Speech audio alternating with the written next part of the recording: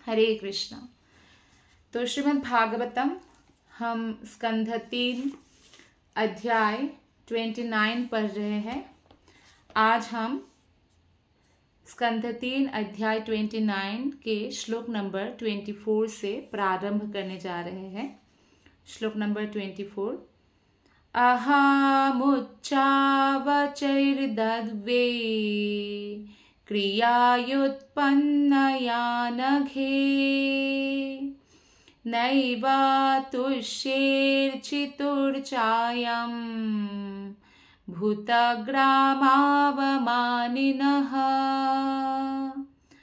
अहमुच्चावचैर्दव्ये क्रियायुत्पन्नया नघे नैवा तुष्येर्चितुर्चायं भूतग्रामावमानिनः। अनुवाद और तात्पर्य श्रील प्रभुपाद के द्वारा। श्रील प्रभुपाद की जय। कपिल मुनि अपनी माता देवाहुति से भक्ति योग के बारे में बता रहे हैं, कैसे भक्ति करना चाहिए, कौन से लोग श्रेष्ठ होते हैं और क्यों श्रेष्ठ माना जाता है आदि। तो इस श्लोक में बताया गया है, हे माते, भले ही कोई पुरुष यथोचित अनुष्ठानों तथा सामग्री द्वारा मेरी पूजा करता हो, किंतु यदि वह समस्त प्राणियों में मेरी उपस्थिति से अनभिज्ञ रहता है, तो वो मंदिर में मेरे विग्रह की कितनी ही पूजा क्यों न करे, मैं उससे कभी प्रसन्न नहीं होता। देखिए, ब्रह्मा जी जो भगवान के नाभि कमल से प्रकट हुए हैं, उनसे लेकर एक चींटी तक भगवान का ही सृष्टि है। सभी भगवान के आत्मा है। आत्मा के कारण ही वो जिस शरीर में है वो शरीर चल रहा है। अब जो भी भगवान के भक्त हैं वो यह बात जानते हैं कि भगवान के हम सभी अंश हैं, आत्मा है, और हर आत्मा के अंदर भगवान परमात्मा रूप में विराजमान है। यह जानकर वो हर व्यक्ति को सम्मान प्रदान करते हैं। चैतन्य महाप्रभु ने कहा है, अमानिना मान देना, अर्थात हमें मान की अपेक्षा नहीं करना चाहिए और हमेशा सबको सम्मान देना चाहिए। हमें मान की अपेक्षा इसलिए भी नहीं करना चाहिए क्योंकि जब हम सम्मान की एक्सपेक्टेशन रखेंगे तो मन में बहुत सारा दुख उत्पन्न होगा, क्योंकि अभी तो ऐसा समाज बन रहा है कि लोग जो रिस्पेक्टेड पर्सनैलिटी है उनको भी क्रिटिसाइज करते हैं, तो हमारा भला क्या ही मान करेंगे। तो इसलिए हमें किसी से भी सम्मान की अपेक्षा नहीं करना, और इससे हमारे अंदर ह्यूमिलिटी बढ़ती है, विनम्रता बढ़ती है, और जितना अधिक हमारे अंदर विनम्रता का परसेंटेज बढ़ेगा उतना ही हम भगवान के धाम जाने के अधिकारी योग्य बन जाएंगे। तो इस श्लोक में भगवान यही कहते हैं कि कोई मंदिर में मेरे विग्रह की कितनी ही पूजा क्यों ना करे, लेकिन अगर समस्त प्राणियों में मैं रहता हूँ वो ये नहीं जानता है तो उसका ऐसा पूजा करने से मैं प्रसन्न नहीं होता। भले ही वो कितना ही यथोचित सामग्री ले आए, सोने के थाली में 56 भोग भगवान को लगाए, लेकिन अगर वो भगवान सभी में विराजमान है इस बात को नहीं जानता तो भगवान प्रसन्न नहीं होते। इसलिए हमें भगवान के बारे में भागवत पुराण जैसे भक्ति विषयक जो विज्ञान की शिक्षा प्रदान करते हैं ऐसे ग्रंथों को पढ़ना चाहिए। तात्पर्य में श्रील प्रभुपाद जी बताते हैं, यदि श्री भगवान के प्रति प्रेमा भक्ति उत्पन्न नहीं हो पाई और यदि बिना वास्तविक भक्ति के भोजन, फल तथा फूल अर्पित किए जाते हैं तो इस भेंट को भगवान स्वीकार नहीं करते हैं। आपने सुना होगा कि जो मंदिर में है केवल जो सेकंड इनिशिएटेड ब्राह्मण दीक्षित लोग हैं वही क्यों भोग बनाना होता है, उनको भगवान के लिए भोग बनाना होता है, अर्पण करना होता है। ऐसा क्यों? दीक्षित भक्त ही क्यों? क्योंकि ऐसा माना जाता है जब तक वो जैसे फर्स्ट इनिशिएशन हुआ, सेकंड इनिशिएशन हुआ, तब तक ऐसा माना जाता है कि वो इस भावना को डेवलप कर लेंगे कि भगवान को हमें प्रेम पूर्वक ही भोग अर्पण करना है, प्रेम पूर्वक ही पूजा करना है। जैसे आप मंदिर के ब्राह्मण लोग होते हैं, वो डबल दीक्षित होते हैं, अर्थात ब्राह्मण दीक्षित होते हैं। तो ये इसलिए क्योंकि उनसे ये अपेक्षा की जाती है कि भगवान कृष्ण की हर सेवा अत्यंत प्रेम पूर्वक हो, नहीं तो भगवान स्वीकार नहीं करते। अरे भगवान कृष्ण तो बहुत बड़ा पद हो गया, स्वयं भगवान का पद है। एक साधारण व्यक्ति भी समझते हैं कि कौन उनको प्रेम पूर्वक खिला रहे या प्रेम पूर्वक कुछ अर्पण कर रहे हैं और कौन बिना प्रेम के। तो इसीलिए हमें हमेशा ये याद रखना चाहिए कि कृष्ण भावाग्राही है, भावाग्राही जनार्दन, अर्थात हमारे भावनाओं को देखते हैं। कोई भले ही बहुत अमीर हो, 56 भोग लगा रहे हो, लेकिन भावना दूषित हो, जैसे कि दुर्योधन की भावना दूषित थी, तो भगवान ने उनके घर जाना स्वीकार नहीं किया। विदुर के घर में सिर्फ साग भात खाने भी चले गए, वहाँ 56 भोग नहीं बने थे। तो इस तरह से हम भगवान को भोजन अर्पित करें, फल या फूल अर्पित करें, तो हमें हमेशा प्रेम पूर्वक ही अर्पित करना चाहिए। हम भगवान को घूस नहीं दे सकते, ब्राइब नहीं कर सकते, रिश्वत नहीं दे सकते। सब कुछ तो भगवान से मिला है, सब कुछ भगवान का है। हम भगवान को क्या दे सकते हैं? वो तो पूर्ण पुरुषोत्तम, समस्त ऐश्वर्य के स्वामी है, लक्ष्मीपति है। जिन लक्ष्मी को पाने के लिए पूरा जगत पागल बना रहता है, लक्ष्मी की पूजा करते हैं कि मेरे पास और धन आए, वो लक्ष्मी देवी भगवान नारायण के चरणों की सेवा करती है, दासी की सदृश। तो आप सोचिए उनको क्या कोई घूस दे सकता है?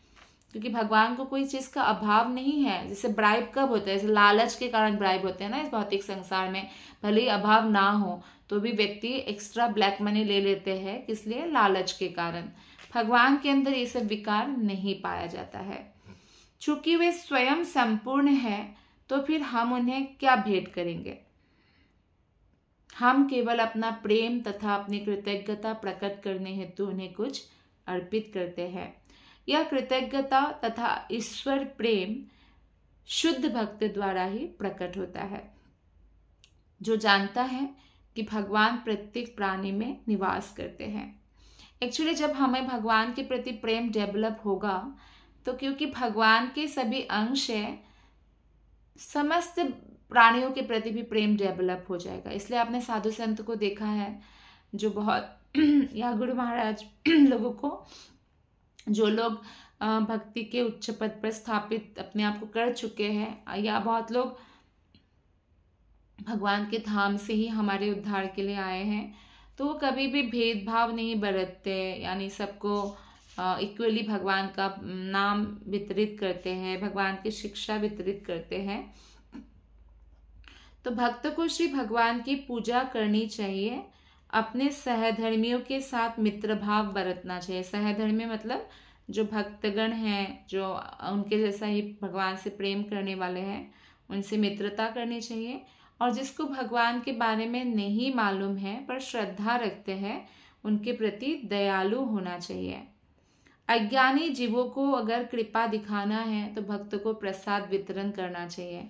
इसलिए आप लोगों ने देखा है कि सभी मंदिर प्रसाद वितरण करते हैं। इस्कॉन मंदिर में फ्री का प्रसाद, फुल पेट, फुल स्टोमक वितरण करते हैं। ऐसे अनेक मंदिर है, और मंदिर जितना लोगों को खिलाते हैं ना, ये जो बड़े बड़े डायलॉग देते हैं ना, मंदिर में दान करने से अच्छा गरीबों को खिलाओ, वो लोग नहीं खिलाते हैं। वो बस एक डायलॉग है लोगों के बीच में फेमस होने के लिए। लेकिन समस्त उसमें देखिए भारतवर्ष में मंदिर हमेशा प्रसाद वितरण करते हैं। श्लोक नंबर 25 और 26 हम एक साथ पढ़ेंगे। अर्चादावर्चये तावद् ईश्वरं मां स्वकर्म कृत् यावन्न वेद स्वहृदि सर्वभूतेष्वस्थितम् आत्मानच्च परस्यापि यः करोत्यन्तरोदरम् तस्य भिन्नादृशो मृत्युर्विदधे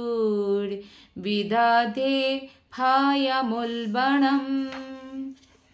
मनुष्य को चाहिए कि अपने निर्दिष्ट कर्म करते हुए श्री भगवान के अर्च्य विग्रह का तब तक पूजन करता रहे जब तक उसे अपने हृदय में तथा साथ ही साथ अन्य जीवों के हृदय में मेरी उपस्थिति का अनुभव ना हो जाए। अर्थात जिनको भगवान की उपस्थिति का अनुभव करना है सर्वत्र, तो उनको अर्च्य विग्रह की पूजा करना चाहिए, क्योंकि हम व्यक्ति हैं और जैसे भगवान विग्रह के रूप में प्रतिमा के अंदर भगवान विराजमान हैं, ताकि हम उनको देख सकें, क्योंकि हमारी आंखों से, इन आंखों से भगवान को नहीं देख पाएंगे। अर्जुन को जब विराट रूप देखना था तो भी भगवान ने दिव्य दृष्टि प्रदान किया था। तो हम भगवान को अगर देखना चाहते हैं, अनुभव करना चाहते हैं, तो उसके लिए हमें अपना जो भी निर्दिष्ट कर्म है, स्वधर्म है, शरीर का स्वधर्म होता है, आत्मा का स्वधर्म होता है, दोनों ही महत्वपूर्ण है। इस शरीर को पालने पोसने के लिए जो आप नौकरी चाकरी करते हैं, परिवार का देखभाल करते हैं, उन निर्दिष्ट कर्म को करते हुए हमें भगवान की अर्च्य विग्रह की पूजा करते रहना चाहिए। अर्च्य विग्रह की पूजा जैसे भगवान हमारे घर में विग्रह रूप में है, तो जैसे हम फैमिली मेंबर का ध्यान रखते हैं, वैसे ही या उससे अधिक हमें भगवान का ध्यान रखना है। भोग लगाना, उसके बाद ही ग्रहण करना, भगवान की आरती करना, भगवान को फूल आदि अर्पण करना इत्यादि। मनुष्य को केवल अपने कर्तव्य को सही से ही पालन करके संतुष्ट नहीं होना चाहिए। कई लोग अपना कर्तव्य पालन करते हैं और बोलते कर्म ही पूजा है, तो हम अब भगवान की भक्ति वक्ति नहीं करेंगे, अब हम काम कर दिया ना, कर्तव्य पालन किया, सब कुछ है। नहीं, उससे मुक्ति नहीं होंगी जन्म मृत्यु से। हाँ, आपको मनुष्य योनि जरूर मिलेगा फिर से, क्योंकि आपने कर्तव्य का सही ढंग से पालन किया, दूसरे जीवों की हिंसा किए बिना, लेकिन इससे हमारा जो आत्मा का उद्देश्य है वो पूर्ण नहीं होगा। तो इसलिए केवल कर्तव्य पालन करने में संतुष्ट नहीं हो जाना चाहिए, अपितु उसे अपना तथा अन्य जीव का पूर्ण पुरुषोत्तम भगवान के साथ जो संबंध है उसे अनुभव करना चाहिए, क्योंकि भगवान के साथ हर जीव का एक संबंध है, हर जीव भगवान का अंश है। इसलिए यदि वो इतना नहीं समझता तो उसको ये समझना चाहिए कि भले ही वो कर्तव्य का कितना भी ढंग से पालन करे, मनुष्य जीवन का सारा समय का अपव्यय कर दिया। इस श्लोक में स्वकर्म कृत शब्द अत्यंत महत्वपूर्ण है।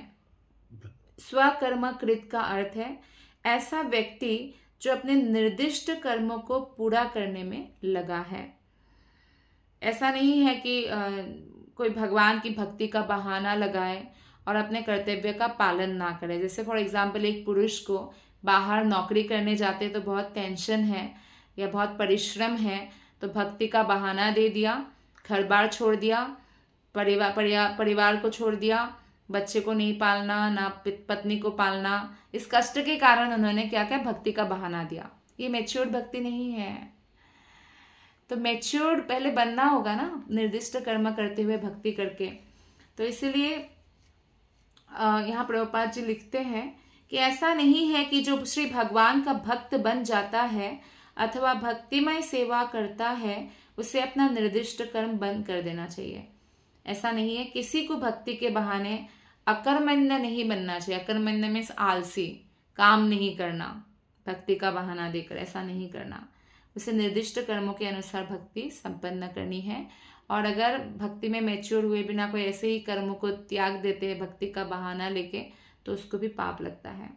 स्वकर्मकृत बताता है कि मनुष्य को बिना असावधानी के अपने निर्दिष्ट कर्म पूरे करना चाहिए। असावधानी नहीं बरतना चाहिए। जैसे कोई नौकरी भी कर रहे हैं, कहीं भी नौकरी कर रहे हैं, अब उसको भक्ति करना है, ठीक है, लेकिन भक्ति करना है करके कि ये तो मैटेरियलिस्टिक काम है, इसको क्यों मैं ढंग से करूँ, इससे क्या होगा, ऐसा नहीं है। उसको भी बहुत ध्यान से करना है कि अल्टीमेटली सब कर्मों का फल उनको भगवान को अर्पण करना है, और वो उस कर्म को भी जो है उनको सावधानी पूर्वक करना चाहिए। आप देखिए भक्ति विनोद ठाकुर जो सदगोस्वामी है वृंदावन के, भक्ति विनोद ठाकुर इतने बड़े भक्त थे कि उनको 7th गोस्वामी माना जाता है। वो मैजिस्ट्रेट थे, तो कितनी सावधानी पूर्वक वो अपना कार्य करते थे, भक्ति भी कितनी सावधानी पूर्वक करते थे। वो इतना डिमांडिंग हो गए थे कि जब उन्होंने ये बोला कि मुझे नौकरी छोड़ना है, अब मैं भक्ति करूँगा, तो सुरभि कुंज जहाँ पे उनका घर है वहाँ से लेके ऑफिस तक रेलवे ट्रैक बिठा दिया। अंग्रेजों ने, ब्रिटिश ने, जो इंडियन को अपने नीचे दबा के रखना चाहते थे, वो भक्ति विनोद ठाकुर को इतना रिस्पेक्ट करते थे क्योंकि वो इतनी सावधानी पूर्वक अपने कर्तव्य का पालन करते थे। बहुत बढ़िया मैजिस्ट्रेट थे। तो इस तरह से हमें असावधान नहीं होना चाहिए, ये यहाँ पे बताया गया है। श्लोक नंबर 26 में बताया गया है, जो भी अपने में तथा अन्य जीवों के बीच पृथकतावादी दृष्टिकोण के कारण तनिक भी भेदभाव करता है, उसके लिए मैं मृत्यु की प्रज्वलित अग्नि के रूप में महान भय उत्पन्न करता हूं। आप देखिए ये कितना सुंदर श्लोक है कि इसमें भगवान बताते हैं कि हमें एक्चुअली ना सबके प्रति एक अपनापन रखना चाहिए। ये जो अपना पराया इस तरह से बहुत भेदभाव बरतते हैं ना, वो विचलित रहते हैं और उनके अंदर मृत्यु के प्रज्वलित अग्नि की तरह मृत्यु का भय लगा रहता है। मृत्यु भय से वही मुक्त हो सकते हैं जो भगवान की शुद्ध भक्ति में लगकर, भक्ति विज्ञान को समझकर, गुरु साधु शास्त्र से क्या करते हैं, माया का जो भी एरिया है उससे वो आउट हो जाते हैं, अर्थात भौतिक आसक्ति से मुक्त होते हैं, भौतिक दृष्टि से लोगों को देखना छोड़ देते हैं। कि जैसे लोग बहुत जातिवाद में फंसे होते हैं, मैं इस देश की, वो उस देश की। जैसे प्रभुपाद जी ने ये हमें सिखाया। अभी जैसे इस्कॉन संस्था है, पूरे विश्व में है और सब लोग एक ही रूफ के नीचे है, सब लोग कृष्ण भक्त है, सब कृष्ण के आश्रित है।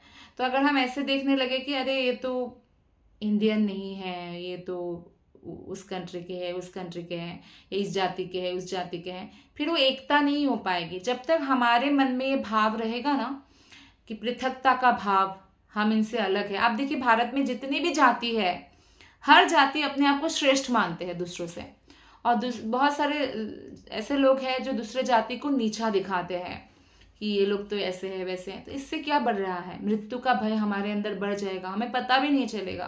क्योंकि इस श्लोक में यही तो बताया गया है, जो ऐसे भेदभाव बरतता है, पृथकतावादी दृष्टिकोण रखते हैं, भगवान बोलते हैं उसके लिए मैं मृत्यु की प्रज्वलित अग्नि के रूप में महान भय उत्पन्न करता हूं। तब तक ये मारकाट चलता रहेगा, लोगों के बीच में लड़ाई झगड़ा होती रहेगी क्योंकि वो लोग अपने आप को अलग अलग मान रहे हैं। मान लीजिए इस जन्म में वो एक देश में जन्म लिया तो उस देश के लिए उनको बहुत प्यार है, दूसरे देश के लिए नफरत है। अगला जन्म अगर दूसरे देश में लिया तो फिर उस देश के लिए प्रेम हो जाएगा। तो इस तरह से हमें आत्मा के लेवल तक पहले आना होगा कि हम सब आत्मा हैं, भगवान का अंश है और भगवान का हम सभी अंश है। इस लेवल तक आते ही हमें समता की दृष्टि देखने लगेगी। भक्त का दृष्टिकोण यह होना चाहिए कि समस्त प्रकार के जीवों में आत्मा तथा परमात्मा दोनों ही समान रूप से उपस्थित है। श्लोक नंबर 27 और 28 हम एक साथ पढ़ेंगे। अथ मां सर्वभूतेषु भूतात्मानं कृतालयम् अर्धायेद्यानमानाभ्यं मैत्र्याभिन्नेन चक्षुषा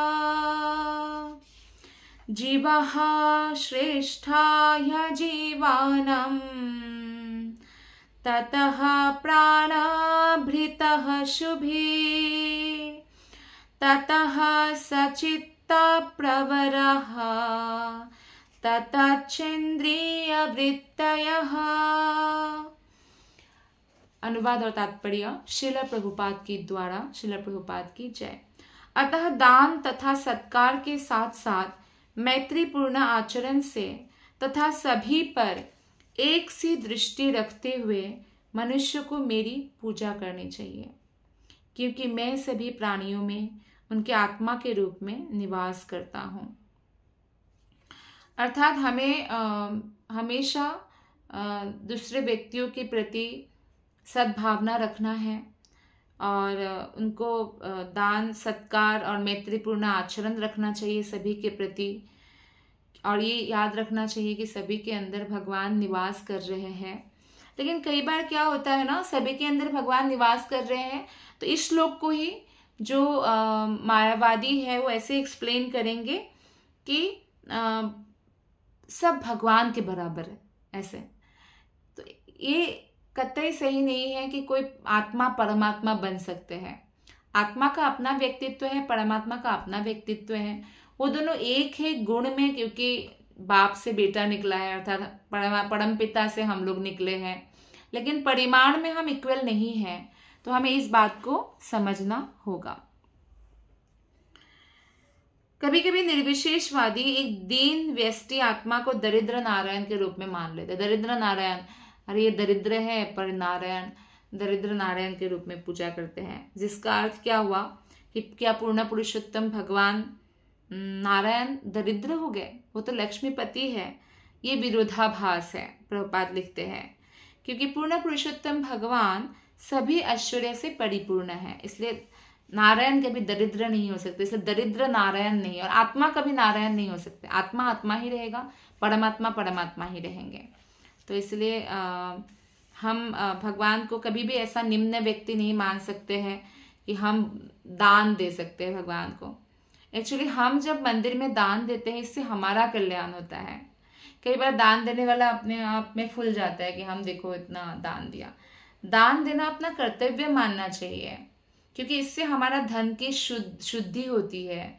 धन शुद्ध नहीं होगा तो उस धन को कमाने से भी कई सारे जो है कार्मिक रिएक्शन हमारे साथ होगा। तो धन देकर तो हम अपना ही कल्याण कर रहे हैं। जब हम दान देते हैं जनरली भौतिक संसार में, तो हम कोई धनी व्यक्ति को दान नहीं देते ना। तो एक्चुअली हम भगवान को क्या दान दे सकते हैं? सब उनका है। लेकिन हम जो हमसे धन में कम है, उनको हम दान देकर या धन देकर सहायता करते हैं। तो अपने अपने कर्मफल के अनुसार कोई व्यक्ति धनी है, कोई निर्धनी है, इसमें दुख करना क्या है? जो हमने बोया है वो पाया है। हमारे कर्मों के अनुसार हमें उतना धन मिलना ही है, प्रारब्ध में जितना है। लेकिन भगवान ऐसा नहीं है। भगवान हमेशा अपरिवर्तित रहते हैं और 6 ऐश्वर्य से संपन्न है। अतः जैसे लोग बोलते दरिद्र नारायण, है ना, ऐसे क्या सुकर के अंदर सुकर उनके अंदर भी तो नारायण है, तो क्या सुकर नारायण बोलेंगे? तो भगवान भले ही सुकर के अंदर है, कुत्ता के अंदर है, हाथी के अंदर है, चूहा के अंदर भी है, लेकिन उस शरीर में रहकर भी वो हमेशा अप्रभावित रहते हैं। वो प्रभावित नहीं होते कभी भी। इसलिए हमारे उपनिषदों में कहा गया है कि एक वृक्ष में जैसे 2 पक्षी है, एक पक्षी फल खा रहा है और दूसरा पक्षी सिर्फ देख रहा है, ऐसे ही हमारा ये शरीर उस वृक्ष के जैसा है, जिसमें एक पक्षी यानी हम लोग आत्मा जो कर्म का पाप पुण्य का फल खा रहे हैं, पाप का फल दुख के रूप में खा रहे हैं, पुण्य का फल सुख के रूप में, और परमात्मा सिर्फ साक्षी के रूप में हमें देख रहे हैं। और ये भी देख रहे हैं कि ये आत्मा कब ये सब छोड़कर मेरी तरफ मुड़ेगा, भक्ति की ओर आएगा। 28वें श्लोक में बताते हैं कपिल देव, हे कल्याणी माँ, जीवात्मा अचेतन पदार्थों से श्रेष्ठ है और इनमें से जो जीवन के लक्षणों को प्रकट करते हैं वे श्रेष्ठ है। इनके अपेक्षा विकसित चेतना वाले पशु श्रेष्ठ है और इनसे भी श्रेष्ठ हुए हैं जिनमें इंद्रिया अनुभूति विकसित हो चुकी है। अब ना हम वो हायरार्की देखेंगे कि किससे किसको श्रेष्ठ माना गया है। इस श्लोक में तथा अगले श्लोकों में विभिन्न कोटि के जीवों का वर्णन किया गया है। जैसे लोग बोल रहे हैं कि आप सबको समान भाव से देखना है, पर सबको साथ समान भाव से आप व्यवहार नहीं कर सकते। इसमें उदाहरण देते हैं श्रील प्रभुपाद जी, जैसे एक शेर है, शेर भी एक जीव है, शेर के अंदर भी नारायण परमात्मा है, वो भी तो, लेकिन फिर भी इसका अर्थ यह है क्या कि हम शेर से मित्रता करें, गले लगाए जंगल जाकर? नहीं, वो हमें खा लेगा, ऐसा हम कदापि नहीं कर सकते। जंगल में रहने वाले बहुत साधु लोग भी शेर के साथ मित्रता नहीं करने जाते हैं, बल्कि डिस्टेंस मेंटेन करते हैं। हाँ, उन्हें प्रसाद देते हैं, शेर आते हैं, कुछ आहार लेते चले जाते हैं। ऐसा जैसे सड़क पे भी बहुत सारे कुत्ता या मंकी या जो भी प्राणी हैं, उनको हमें प्रसाद खिलाना चाहिए और वो लोग चले जाएंगे। प्रभुपाद इस बात पर बहुत सुंदर व्याख्या देते हैं कि वेदों में इसका प्रमाण भी है। वैदिक प्रमाण के अनुसार, वैदिक प्रथा के अनुसार कभी भी कुत्ते को घर के अंदर नहीं आने देना चाहिए। अपनी गंदगी के कारण कुत्तों तथा बिल्लियों को सद्गृहस्थों के घर में प्रवेश करने नहीं दिया जाता। बल्कि ये शिक्षा दिया जाता है कुत्ते को, बिल्ली को या अन्य जानवर को कि वो बाहर खड़े रहे और उनको गृहस्थ आके कुछ खाने को देंगे, फिर वो चले जाते हैं। तो इस तरह से हमें इसका ध्यान रखना चाहिए। मॉडर्न समाज में तो उल्टा है, कुत्ता बेड में है, किचन में जा रहे हैं, हर चीज़ में जीभ लगा रहे हैं, बाल गिर रहा है, कई बार खाने में भी बाल मिलता है कुत्ते का। जिसके पास डॉगी है उनको पता है, टॉयलेट भी कराने ले जाना पड़ता है। तो इस तरह से भगवान की सेवा की जगह, गॉड की सेवा की जगह डॉग की सेवा करना बुद्धिमानी नहीं है। ये मैं नहीं बोल रही हूँ, ये शास्त्र कहते हैं कि हमें निम्न पशुओं की सेवा नहीं बल्कि उच्च जो हमसे उच्च है उनकी सेवा करना चाहिए, भगवान की सेवा करना चाहिए। लेकिन इसका अर्थ ये नहीं है कि हम उनको दुत्कार दें, हमें उनका सेवा इस तरह से करना चाहिए कि उनको खिलाए, इस तरह से। तो समता का भाव तो रहना चाहिए, लेकिन हमने निम्न जीवों के प्रति सदैवता का व्यवहार करना चाहिए, जैसे कि खिलाना आदि। किंतु इसका अर्थ यह नहीं होता कि उनके साथ उसी प्रकार व्यवहार करें जैसे अन्य मनुष्य के साथ किया जाता है। व्यवहार करने में भेद होना चाहिए। हमारा भेदभाव किस प्रकार का हो, इसका उल्लेख अगले 6 श्लोकों में दिया जाएगा। पहला वर्गीकरण यह है कि पत्थर जैसे निर्जीव परा रहता है ना, लेकिन सजीव प्राणी में इनका और पत्थर का डिफरेंस किया जाता है। कदाचित पत्थरों में मानो जीवन प्रकट हो जाता है, जैसे कि अहल्या को जब श्राप दिया गौतम ऋषि ने पत्थर बनने के लिए, लेकिन अहल्या उसी में थी तो पत्थर में जीवन था, हिलडुल नहीं सकते थे। अनुभव से ये ज्ञात है कि कुछ पहाड़ियों तथा पर्वत वृद्धि करते हैं। इसका कारण यह है कि पत्थर में भी आत्मा उपस्थित है ना। जीवित अवस्था का दूसरा लक्षण है चेतना का विकास, इससे भी आगे इंद्रिय अनुभूति का विकास। महाभारत के मोक्ष धर्म पर्व, जब भी श्रील प्रभुपाद कुछ भी कोट करते हैं वो शास्त्र से ही कोट करते हैं। शास्त्र के विरुद्ध प्रामाणिक गुरु का ये लक्षण है, ये प्रामाणिक गुरु का स्वभाव है कि वो शास्त्र से बाहर कोई बात नहीं करेंगे, अपने मन से बनाकर बात नहीं करेंगे। तो महाभारत के मोक्ष धर्म पर्व में बताया गया है कि वृक्षों में विकसित इंद्रिया अनुभूति होती है। वृक्ष हमें लगता है, हम जब वृक्ष के पास जाते हैं ना, पेड़ के पास, तो हमें लगता है ये हमें देख नहीं सकते, वो देख भी सकते हैं, सूंघ भी सकते हैं। ये शास्त्र में बताया गया है। और प्रभुपाद जी कहते हैं कि हमें भी अनुभव है कि वृक्ष देख सकते हैं। कभी कभी विशाल वृक्ष अपने वृद्धि के दौरान, जब बहुत बड़ा वृक्ष है, पेड़ है, जब वो बढ़ता रहता है ना, तो कोई अगर बीच में कुछ आ जाता है, जैसे खंभा आ गया, तो उस टेढ़ा होके निकल जाता है। तो ये प्रूफ है, प्रमाण है कि वो वृद्धि का दिशा बदल रहा है। तो इसका अर्थ यह हुआ कि वृक्ष देख सकता है और महाभारत के अनुसार वृक्ष सूंघ भी सकता है। इससे अनुभूति का विकास का संकेत मिलता है। और ये भी बहुत प्रमाण है, जैसे एक आदिवासी है, उनको जब एक वृक्ष को मारना होता है, वो जाके सीधा काट नहीं देते हैं, क्योंकि वृक्ष कुछ बोल नहीं सकते करके काटते नहीं है। वो जाके बहुत दिन तक वृक्ष को कोसेंगे, गालियां देंगे, बुरा बुरा बोलेंगे, तुम मर क्यों नहीं जाता, ये सब बोलेंगे। और समय के साथ वृक्ष अपने आप सूख के मर जाता है। एक व्यक्ति को भी, अच्छा भला व्यक्ति को भी हमेशा कोसते रहने से, पागल पागल पागल बोलने से उसका भी मानसिक स्थिति बिगड़ जाती है। तो आप सोचिए, वृक्ष इस तरह से रिस्पॉन्स करते हैं। अब आप कभी भी, आपको एक्सपीरियंस होगा, आप अगर जैसे कि तुलसी के वृक्ष के पास हमेशा हमें जप करना चाहिए। तुलसी वृक्ष तो स्वयं भगवान कृष्ण की भक्ति है, वो तो संपूर्ण चेतना है, पूर्ण चेतना है। तो आप जब हरे कृष्ण महामंत्र जप करते हैं तो हमारा क्या होता है, उससे हमारी शुद्धि होती है, क्योंकि तुलसी कृष्ण को अत्यंत प्रिय है और पूर्ण चेतन है। और तुलसी महारानी भी बहुत प्रसन्न होती है, वो खिल जाती है पूरी तरह से। तो श्लोक नंबर 29, तत्रापि स्पर्श वेदिभ्यः प्रवरारासवेदिनः तेभ्यो गन्धविदः श्रेष्ठः ततः शब्दविदो वरा। इंद्रिय वृत्ति अनुभूति से युक्त जीवों में से जिन्होंने स्वाद की अनुभूति विकसित कर ली है, वे उन जीवों से श्रेष्ठ है जिन्होंने केवल स्पर्श अनुभूति विकसित किया है। ऐसे बहुत सारे जीव है जिसको टच अनुभूति ही मालूम है, रियलाइजेशन, उनको स्वाद नहीं है। तो यानी टच वालों से ज्यादा श्रेष्ठ स्वाद की भी जिसने अनुभूति किया उसको माना जाता है। और उनसे भी श्रेष्ठ वे हैं जिन्होंने स्पर्श स्वाद के साथ साथ गंध की अनुभूति विकसित कर लिया है।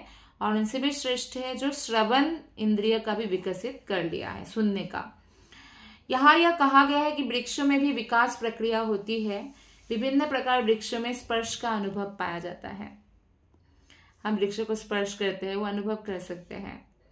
यह कहा गया है कि वृक्षों की अपेक्षा मछलियां श्रेष्ठ है, क्योंकि मछलियों में स्वाद इंद्रिय विकसित है, स्वाद लेने का इंद्रिय। मछलियों से श्रेष्ठ मधुमक्खियां है, जिसमें घ्राण शक्ति, वो सूंघ के फूलों का गंध सूंघ के उसमें से रस लेने जाते हैं मधुमक्खियां।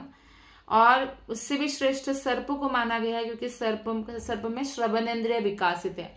मतलब जीवों में जो अलग अलग जीव में बताया गया है, क्योंकि वो सुन सकते हैं। जैसे आप ऐसे बोलते हैं ना, कई बार जैसे आप गांव में या जंगल में जाते हैं तो बोलते अपने पैरों को ऐसे जोर से मार मार के जाना। क्यों ऐसे बोलते हैं? क्योंकि सर्प सुन सकते हैं, तो फिर वहां से हट जाएंगे। अगर रास्ते में भी है ना आगे तो हट जाएगा, इसलिए। और आप देखिए मेंढक तड़ तड़ तड़ तड़ बोलते रहते हैं ना, उसकी आवाज सर्प को बहुत सुहावना लगता है, तो वो क्या करते हैं, मेंढक को ध्वनि से ही पकड़ लेता है। लेकिन हमारा ध्वनि या हमारा जीव का सर्वोत्तम उपयोग है हरे कृष्णा कृष्ण कृष्ण हरे हरे, हरे राम राम राम हरे हरे। इस महामंत्र का कीर्तन तथा हमें जप करना चाहिए। तो इसी के साथ आज की श्रीमद् भागवतम कथा को हम यही विराम देते हैं। आप सबका हृदय से बहुत बहुत धन्यवाद। हरे कृष्णा।